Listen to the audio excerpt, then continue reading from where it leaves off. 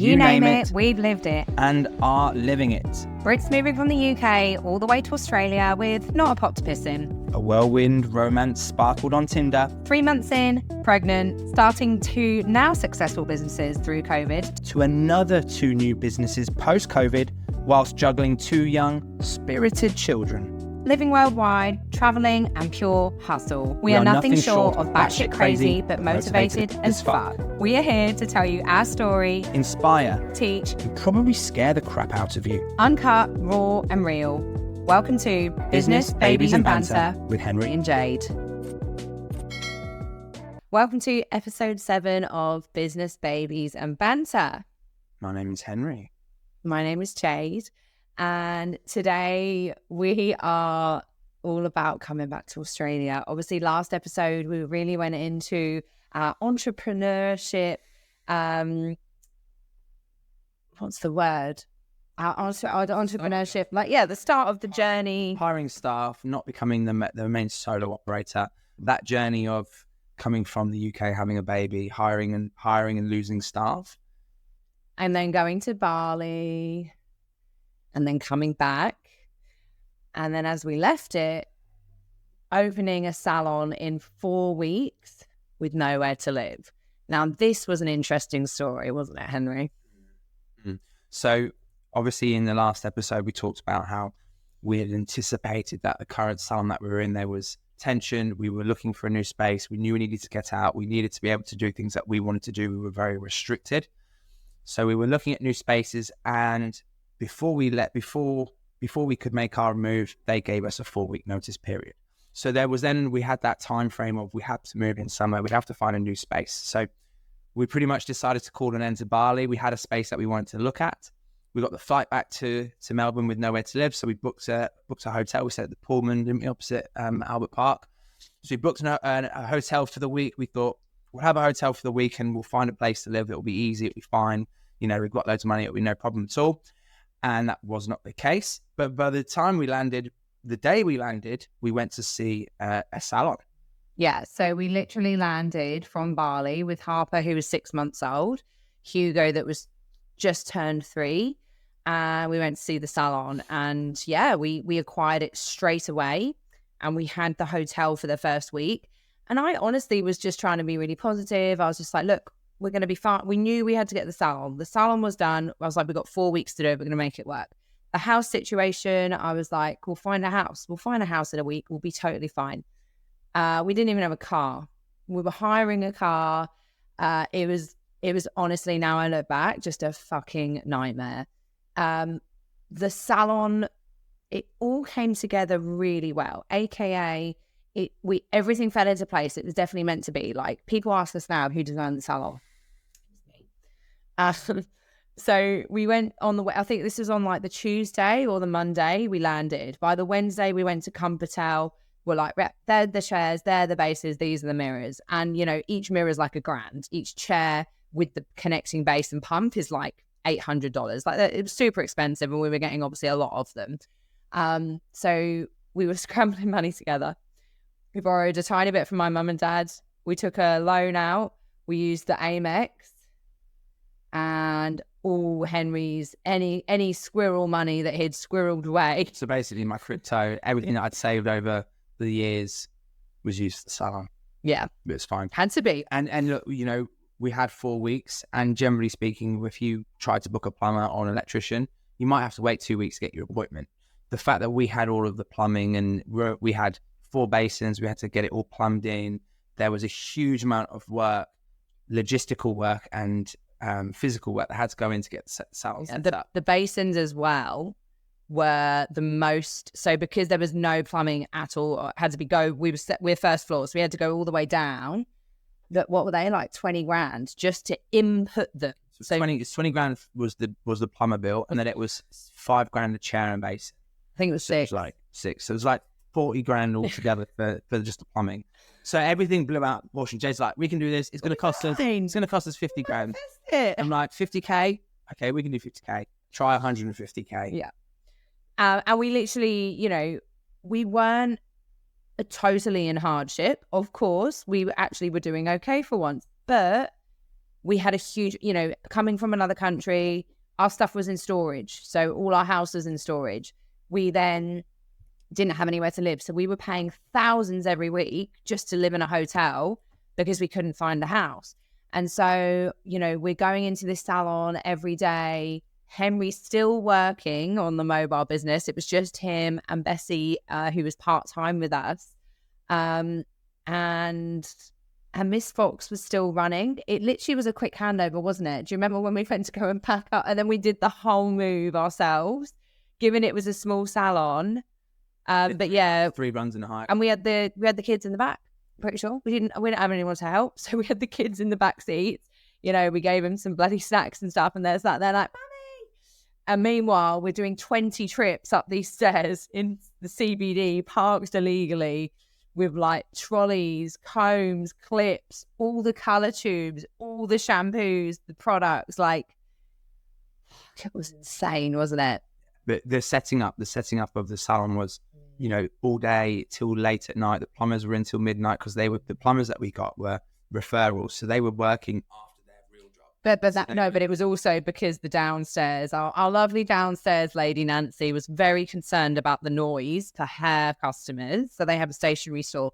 So she was like, I have to do 12 hours. And we were like, it's quite a lot of work. And she was like, that's fine. She actually stayed as well. It was a lot of long nights. Like, we'd sit on the floor eating fish and chips with the kids. There's dust everywhere. There's boxes everywhere. And, you know, we'd be eating and Hugo's running around. Harper couldn't even walk or crawl at the time because she was only 6 months. She was just sat in the pram, like, looking around, you know. And then one of the hardest things was we're in this hotel. And I was like, we're going to find a place. So we're actively viewing properties as well at the same time. So we're closing down in one salon. We're opening a new one. He's working. We have 2 really young children. Harper's not in care because she's so young. Hugo's back at daycare. And we're actively viewing houses. And they were either too expensive. No. They had our records wrong. Yes. Okay. So we were getting knocked back for houses left, right, and centre. And we were like, what is going on? We're great candidates. We've got, you know, really good history. We've always paid. And every single house, even when there was no other people viewing it, weren't getting it. Whether it was in Yarraville, Middle Park, every area. Anyway, we eventually got very desperate. We'd been in different Airbnbs. I'm talking maybe 5.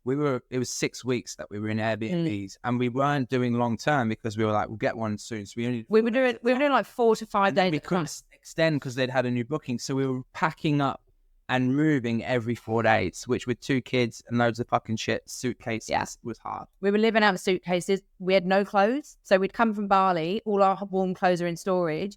We had to go to like Big W and get emergency jackets straight away because we only had like Bali clothes, which were like, you know, little tops, and even the kids. You goes like, I'm cold, mummy. I was like, okay, we're just in clothes and jackets. So we're doing all this. We're stressed out to the max. We're like going to all these houses, and I'm like, we got this one. I've just got a feeling. Anyway, we were getting really, really like desperate, and it was to the point where there had been this one particular house up for ages. And it was with our old guy. What was his name? Stefan, who our first house together, Stefan was our real estate agent. With Bell Property. So we saw this house. It was in Middle Park, and it's like perfect house, except the kitchen was an Austin Powers kitchen. It was super old. Not just shithole. Shithole. So it's a beautiful, big old Victorian house, and it had been up for ages. And Henry had said, what about this one? We'd always wanted to come back to Middle Park. It's like the nice area. We live here now. It's lovely. Beautiful for the kids, loads of greenery next to the beach. It was literally meters from the beach, as our house is today, and next to Hugo's daycare, where Harper would be going as well, close to the salon.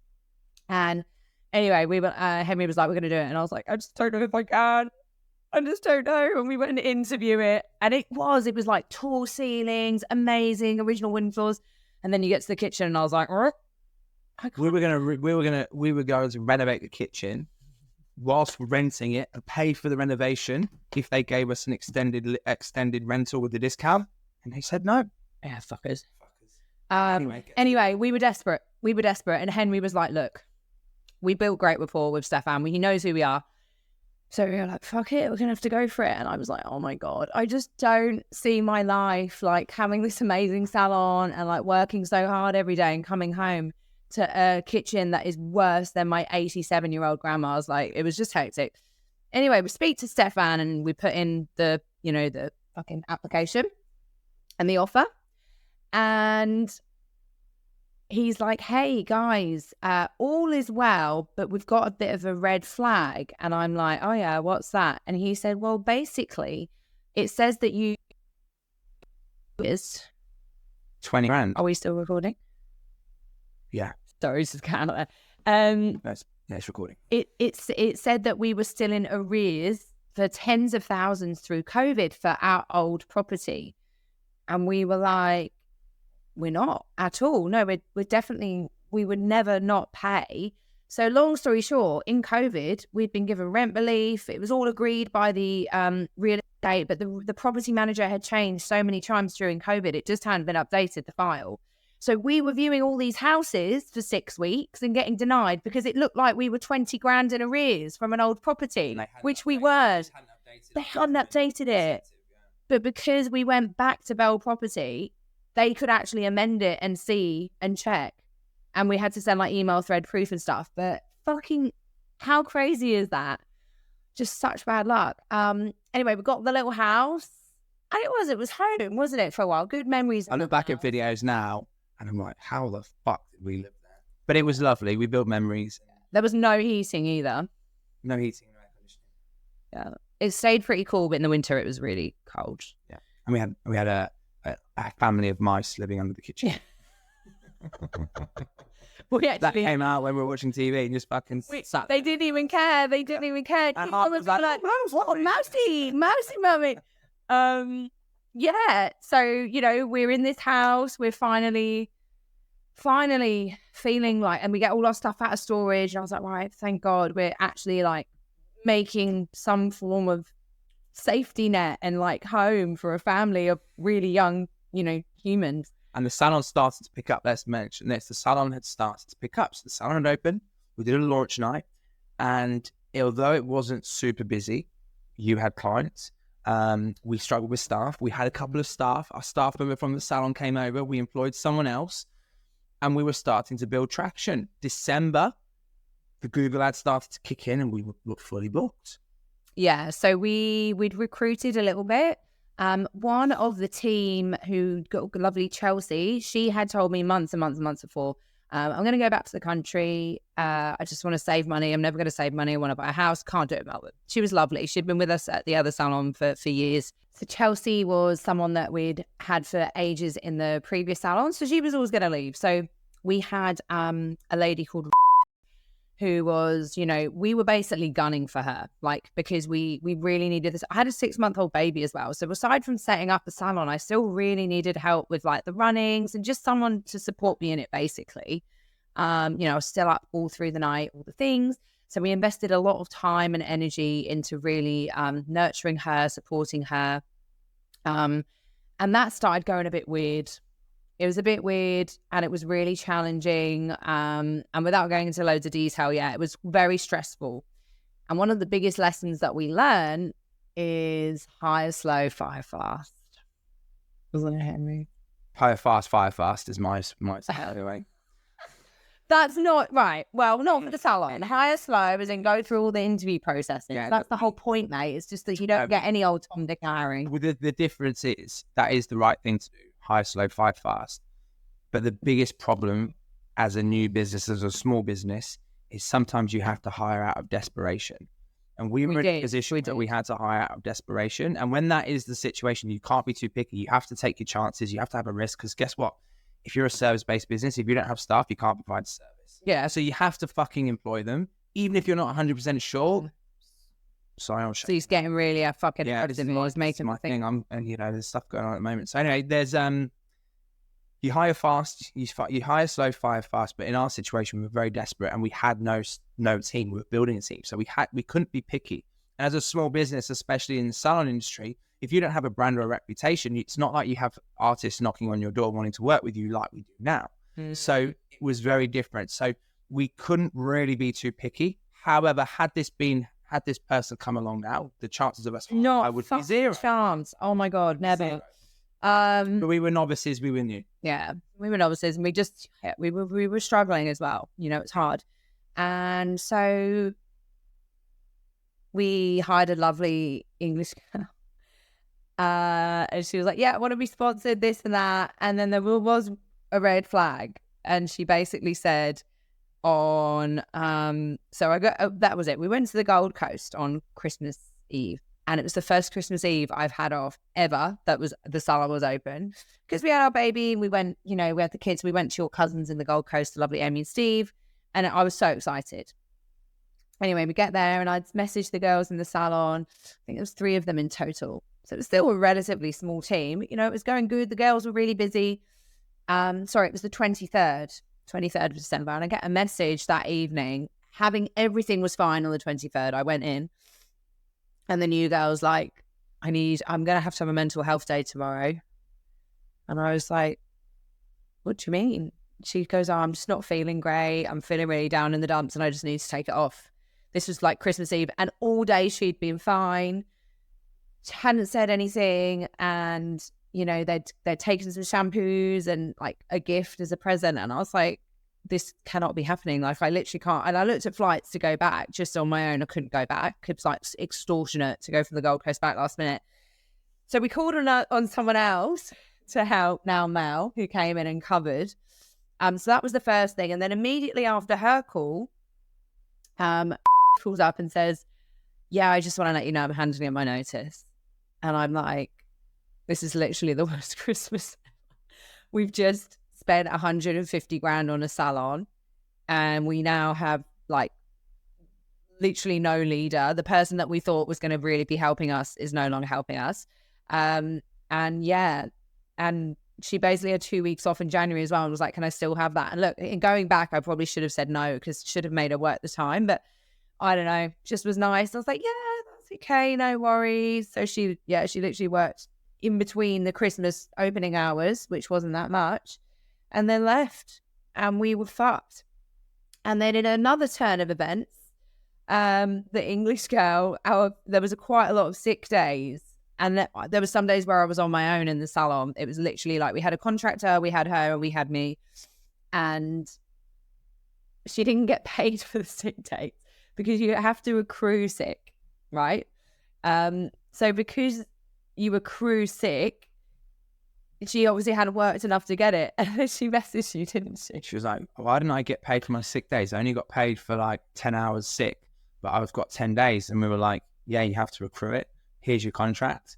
And she obviously she pulled a sickie because she thought she was going to. Because she thought she was going to get all the sick. So do you know what?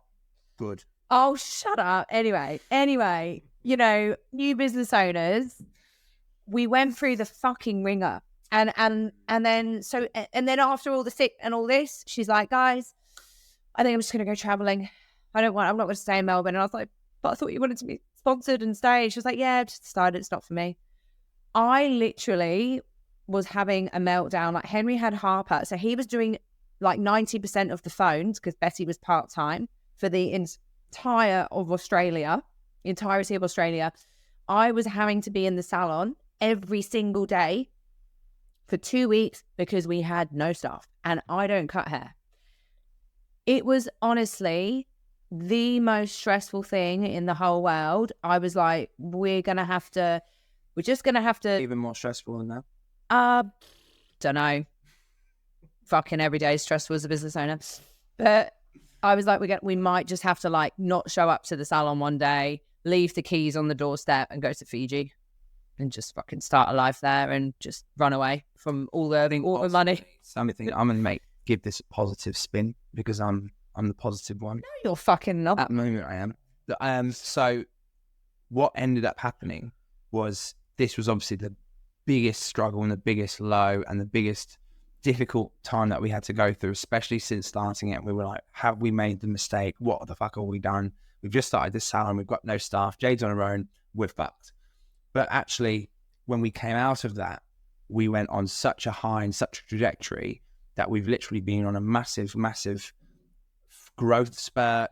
Everything's been positive. And you come out of these difficult times and you always end up, that's when the magic happens, is when you come through difficult times. 100%. And we're now in a point where we're going through another difficult time, another challenging period, which is for completely different reasons for the business. It's for other reasons. It's for, but it teaches you and gives you a lesson, and you have to learn that those challenging times are there to give you the lessons that you need to make the changes that you need within your business or within your life or whatever it might be, because you need to make those changes. You need to learn those lessons. You need to make those improvements. And especially in business, like you have to, when I coach my clients and I tell them about like elements of these stories, they're like, oh my God, what did you do? I'm like, well, the only way is fucking through. I just did it. And the reason that I know is because I've done it and I experienced it. And then ironically, one of the staff that left, she went on to open a salon, which was the name of our city, Hair Organics. And my heart... Our name's Privé Hair Organics. Yeah, our name's Privé Hair Organics. It was this city, Hair Organics. And I literally lost sleep over it. I was so upset. And then we found out from a reliable source that this had been planned for months, since December, since before the notice was handed in. And I was so hurt. And I just thought, how could you do that to us when we've done everything for you? When we've I've got this child at home, this 6-month-old baby. We've literally fitted out this salon. You know what I've been through. And how could you do that to us and just try and rip off everything that we've created? Massive wage as well, top wicket, tried to mimic everything.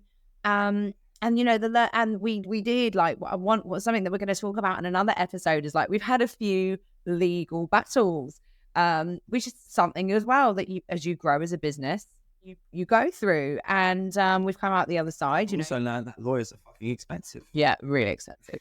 But I think you just always have to act with integrity as a business owner, as a leader.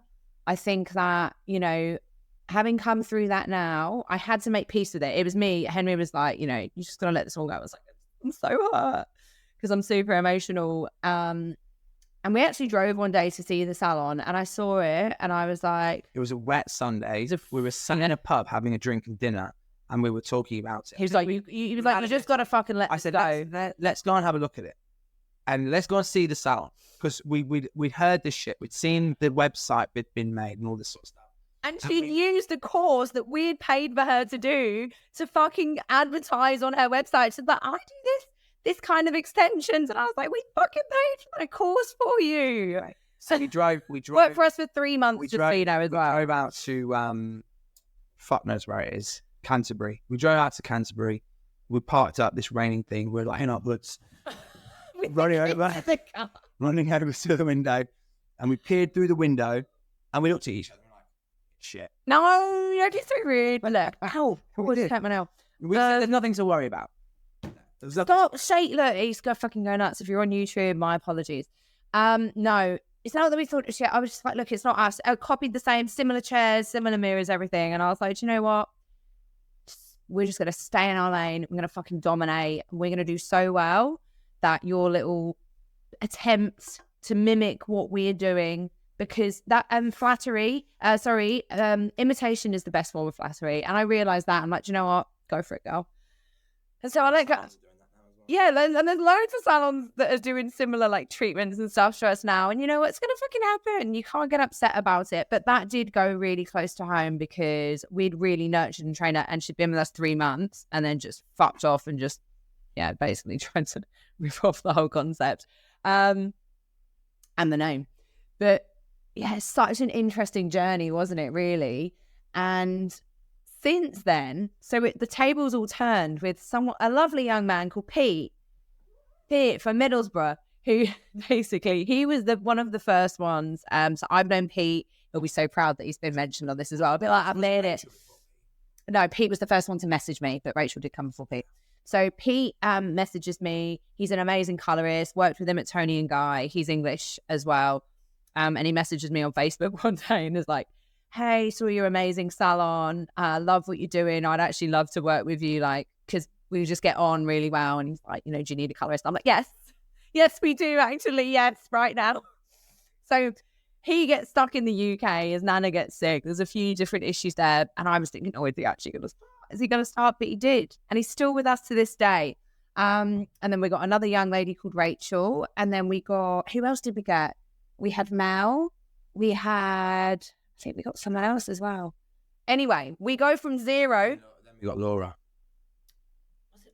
I can't remember, but it was like 0 staff to suddenly we've got 4 of us, 5 of us some days. And the stress just melted away. It was really tough for those 2 weeks when I was on my own, and I was very hurt by what had happened, and it was just fucking anarchy. But we got through it.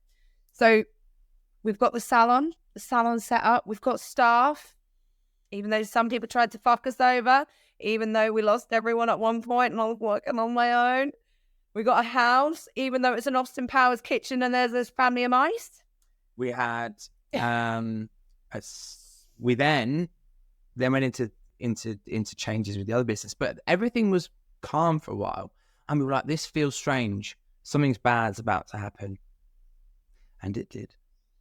What was it? I can't remember. Many bad things have happened. Fucking I'm going to lose track. Which will be bad people? I was just doing it. Sorry, you said this one.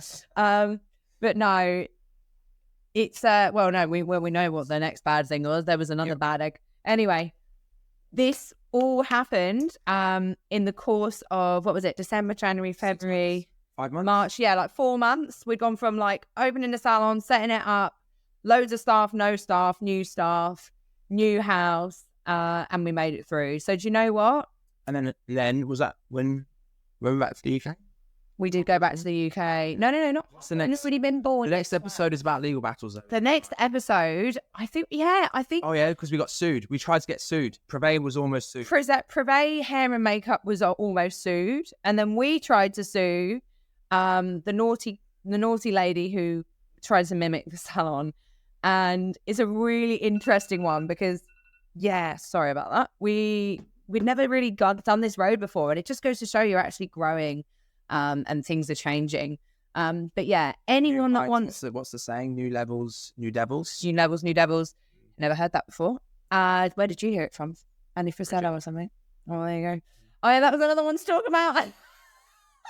Sorry, there's so much to talk about all the time. But to conclude, if you want to open a salon, specifically, don't do it with no money. Have a little bit in the bank. If you've got...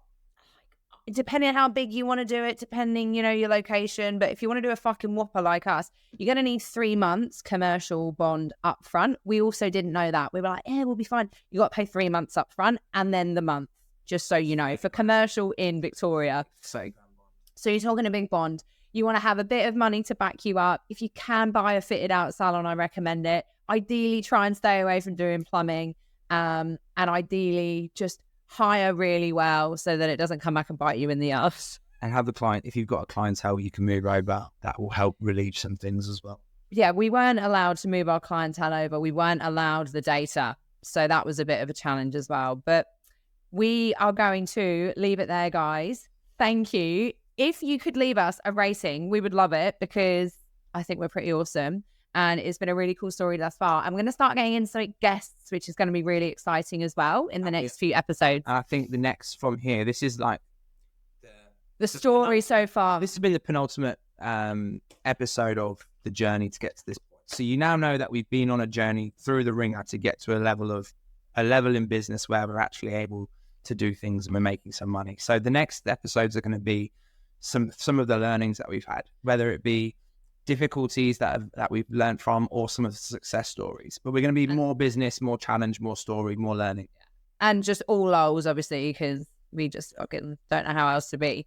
But yeah, this is we had to tell you the journey for you to really understand how the hell we got here and what happened, because let me tell you, it's been wild. Thank you so much for listening. Next time, we're going to tell you all about how we got sued. And I was like, we've made it. And we will speak to you next time. Thank you so much, everyone. Thanks for listening. And hopefully laughing. Be sure to leave us a review. And if you're into the madness, check out the links below to follow our day-to-day journey. Stay tuned for the next episode.